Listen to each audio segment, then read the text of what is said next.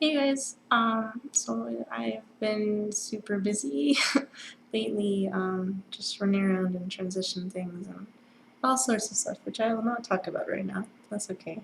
Um, it is just before bed, so I thought I would read to you guys again, um, Jitterbug Perfume.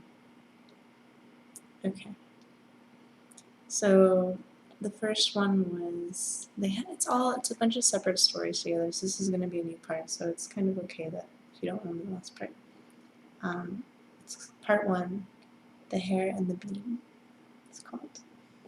All right.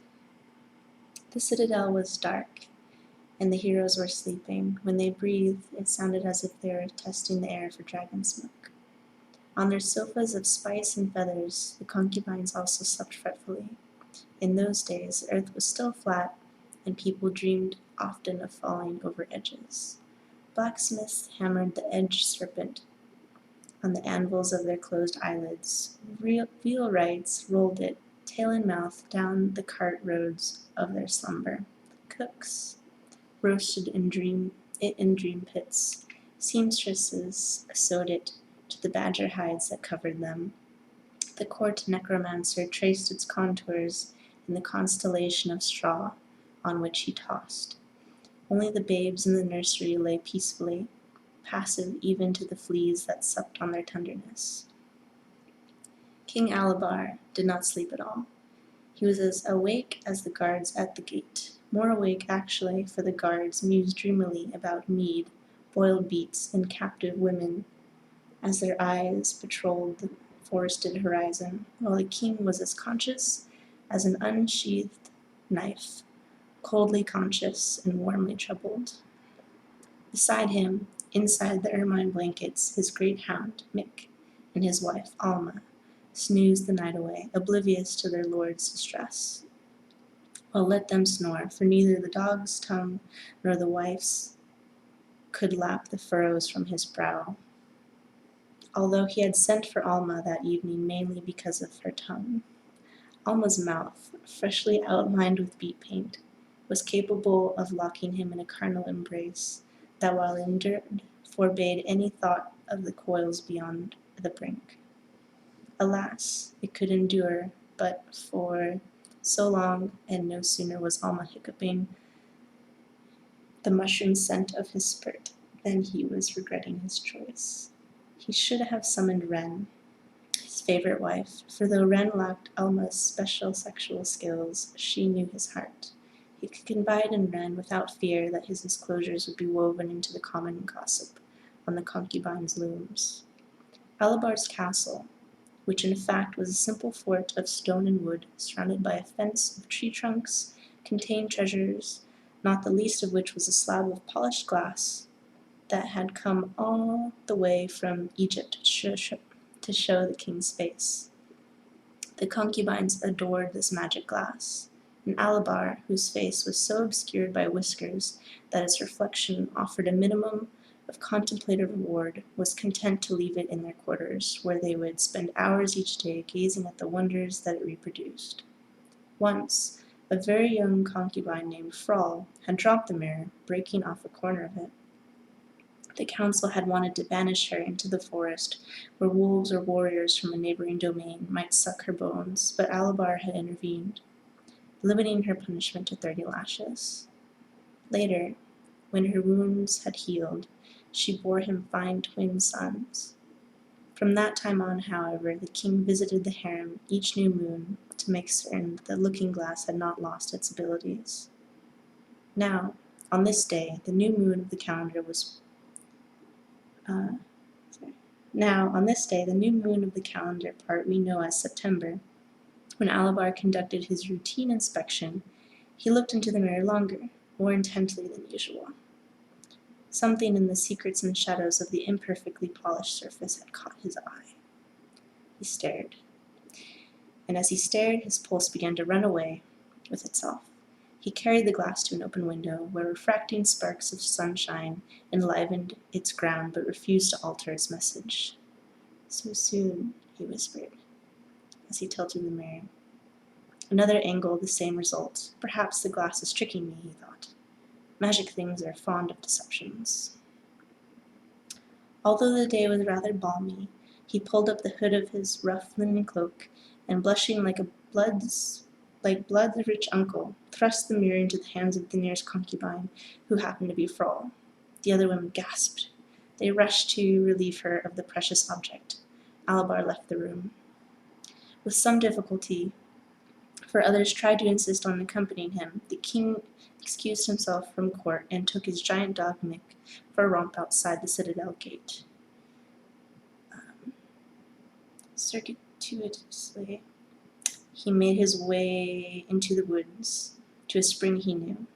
There he fell to his knees and bent close to the water as if to drink. Smothered under a swirl of cloudy mixtures, his reflection only spasmodically came into focus. Yet among the bubbles, twigs, and jumbled particles of light and color, he saw it once more. A hair as white as the snow that a swan has flown over. It spiraled from his right temple. Undirected and unencumbered by thought, King Alabar's hand shot out, as if to ward an enemy's blow. He yanked the hair from its mooring, examined it, as one might examine a killed snake, and after glancing over his shoulder to assure none save Mick was his witness, flicked it into the spring, in whose waters it twisted and twirled for a long while before sinking out of sight.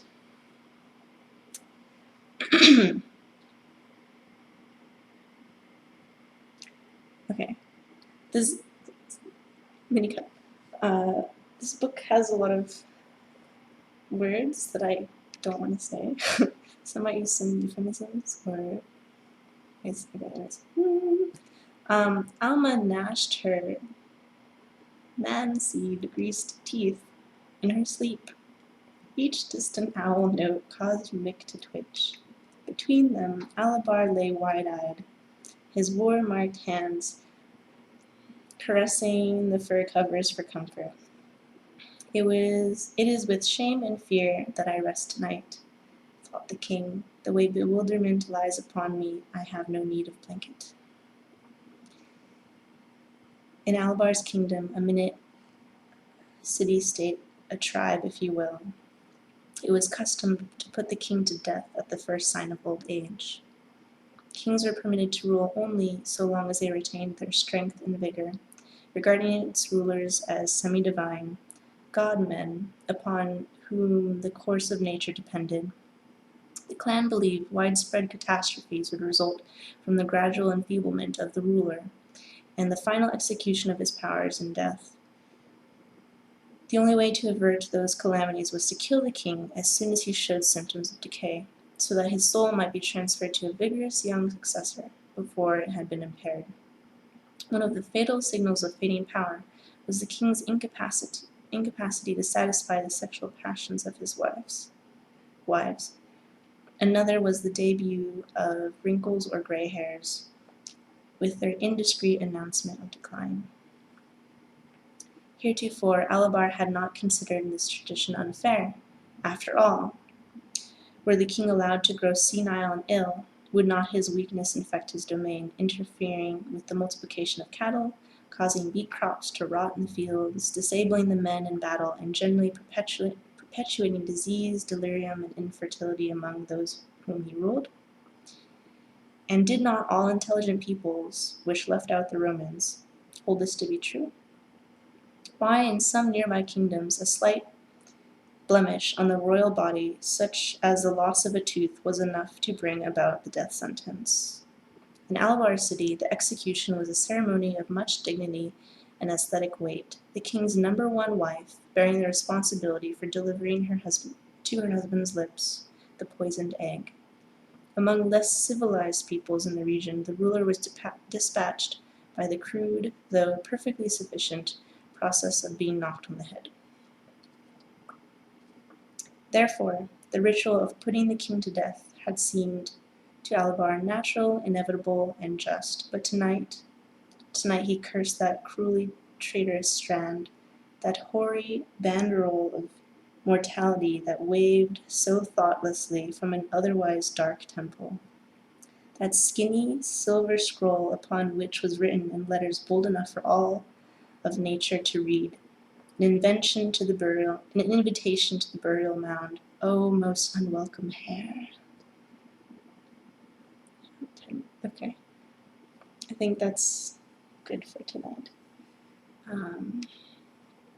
Alright, good night all. I shall hopefully continue soon when I have time again. Okay.